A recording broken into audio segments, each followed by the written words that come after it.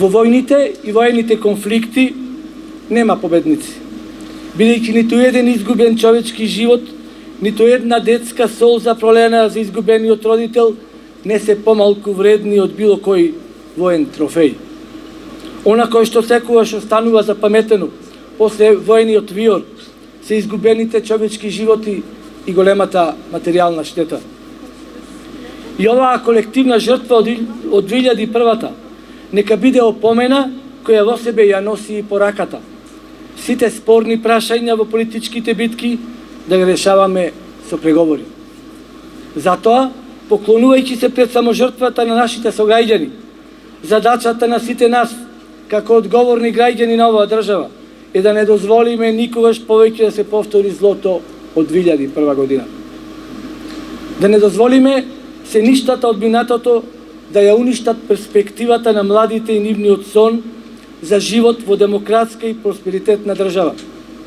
Да одбереме светло наместо мрак и заедно да застанеме на страната на иднината. Факт е дека како народ одново и одново сме исправени пред нови искушенија и нови битки. Ниедна од нив не смее да не поколева во намерата да ги оствариме двете стратешки цели кои ги зацртавме пред 30 години, кога избравме да живееме во независна и суверена држава. Веќе втора година ги имаме придобивките од НАТО алијансата како НАТО членка.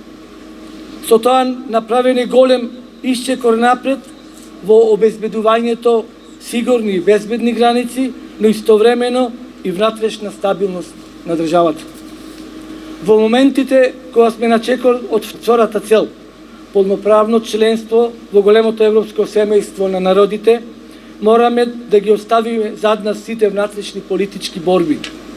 Да покажеме единство во клучните прашања за државата, бидејќи тоа е единствениот начин да зачекориме во современите европски текови и да ги совладаме сите пречки кои ни стојат на патот. Денеска кога се сеќаваме на жртвата пред 20 години, мислам дека е редно да оддадеме признание и на жртвата и ризиците со кои што се соочуваат наши стотици војници, кои што се сега на територија на цела држава, кои што ги прекинаа сите други активности, за да се приклучат на заедничката цел, да ги заштитат луѓето, да ја заштитат државата, да ги заштитат и материјалните добри. Со храброст во срцата и безпоштедно за својата земја. Оваа борба со огнот кој што ја зафати државата, со кризата која што веќе и официјално е потврдена, е на некој начин и нивен долг кон своите колеги кои пред 20 години ги положија и своите животи за истата цел.